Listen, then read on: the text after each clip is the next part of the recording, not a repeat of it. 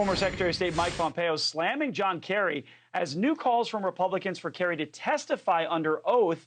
Kerry says that accusations that he fed information to Iranian Foreign Minister Mohammad Javad Zarif are false. The current Secretary of State, Anthony Blinken, calls the accusations utter nonsense. So I want to bring in Representative Andy Barr on this nonsense. He's on the Foreign Affairs Committee. You also led a letter to Kerry pushing back on the administration's plans to force banks to meet climate goals. So first of all, I want to get your reaction on this accusation. And now that we've heard from Kerry, we've heard from the Secretary of State and others, what's your reaction to this? Well, we've known for some time, Edward, that John Kerry is more interested in appeasing Iran, the world's leading state sponsor of terrorism, more interested in appeasing Iran than standing up for our most important strategic ally in the region, Israel. We know that because he was the architect of the flawed Iran nuclear deal.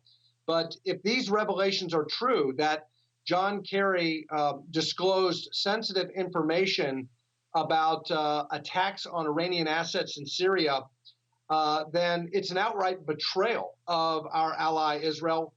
Israel, which is a force of good, an island of stability and moderation and democracy and freedom in the Middle East. So if you have the administration circling the wagon, so to speak, how do we come and figure out if this is actually true?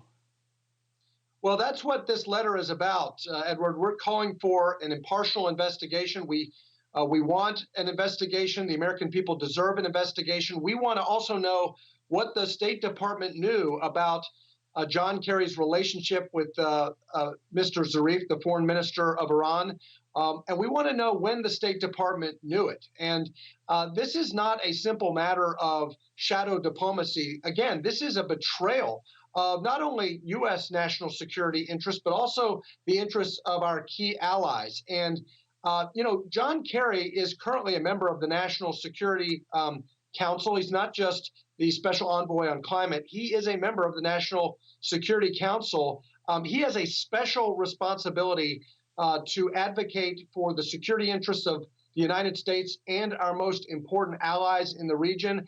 And if this investigation reveals that, in fact, he was working against the interests of the United States, actively undermining the previous administration in our efforts to restore and reinitiate some level of deterrence against the world's leading state sponsor of terrorism, then he should have his security clearance revoked. Are you among the voices calling that he should testify under oath about this? Absolutely. I can't think of anything more important. And remember, it would only be consistent with what Democrats were calling for in the previous administration. They accused Michael Flynn of a shadow diplomacy that undermined U.S. interests. This should be no different. There should be no double standard. And here we know that John Kerry is admitting that he at least twice met with Mr. Zarif at the same time that the Trump administration was attempting to reestablish some level of deterrence by withdrawing from this flawed joint comprehensive plan of action, the so-called Iran nuclear deal. And I think here, what you see here is John Kerry putting his personal ego and his defense of the flawed agreement that he put together ahead of U.S. national security and certainly ahead of the interest in the security of our ally Israel. And that leads me to my next question. In the last minute or so, clearly former President Trump's actions against Iran had an impact on Iran itself. It was hitting the Iranian military hard. Where do we go from here, given all of this new information out? Well, I co-sponsored the Maximum Pressure Act. We need to keep with the policies that were working, the policies of the previous administration, reimposing sanctions, putting maximum pressure. It was working. How do we know it was working?